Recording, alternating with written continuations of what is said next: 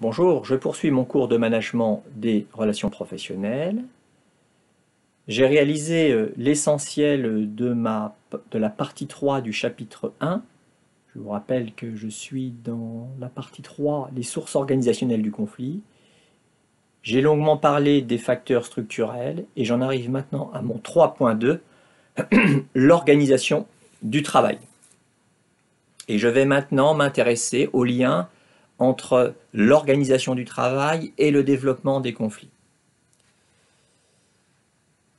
Alors s'intéresser à l'organisation du travail, c'est s'intéresser à la manière dont les tâches sont découpées, agencées dans le cadre de postes de travail. On va retrouver ici des problèmes liés à la coordination et à l'interdépendance des différents acteurs.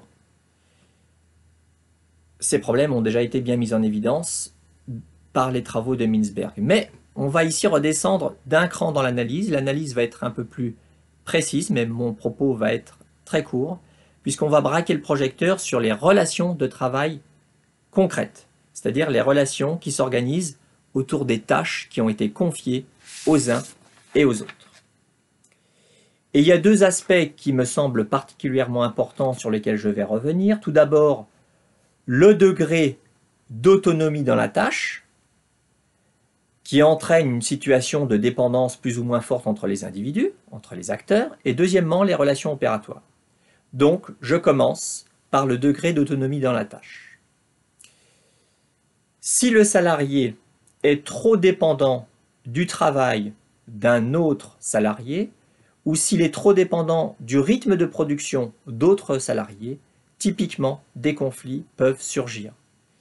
Et donc, la marge de manœuvre qui permet à chacun de gérer son activité doit permettre d'éviter dans la mesure du possible ces frottements. La question, c'est comment éviter ces frottements ? Parce que quand cette marge de manœuvre est trop étroite, des conflits peuvent surgir. C'est typiquement le cas, par exemple, dans les organisations qui sont structurées comme l'organisation bureaucratique. Les individus dépendant étroitement les uns des autres, des conflits peuvent surgir. Prenons quelques exemples. Les ouvriers sur une chaîne de production sont très dépendants les uns des autres. Le secrétariat est très dépendant de la comptabilité est très dépendant du secrétariat. Le cadre technique et le cadre commercial peuvent être interdépendants. Le bureau d'études et le service de production sont dépendants l'un de l'autre. Dans toutes ces relations peuvent surgir des conflits du fait de l'interdépendance existant entre les différents types d'acteurs. J'en viens maintenant aux relations opératoires. Qu'est-ce que j'entends par relations opératoires? Ce sont les relations qui sont nécessaires à l'activité de travail, qui sont nécessaires à la coopération, ou encore qui sont nécessaires au bon accomplissement du travail. Alors ces relations opératoires, elles peuvent avoir été pensées par l'organisation du travail, ou elles peuvent relever de l'ajustement mutuel. Et ces relations opératoires, elles ont donc une fonction de régulation. Elles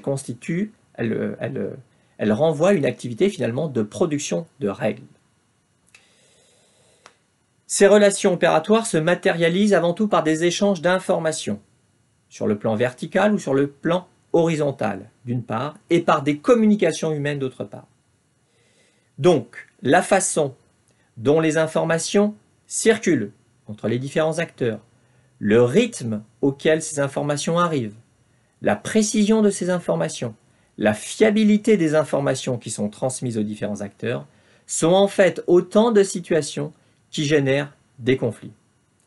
Et à ces conflits classiques autour de la circulation des informations, il faut ajouter les nombreux obstacles à la communication humaine, à la communication interpersonnelle, tels qu'ils sont décrits par l'école de Palo Alto ou encore par l'analyse transactionnelle.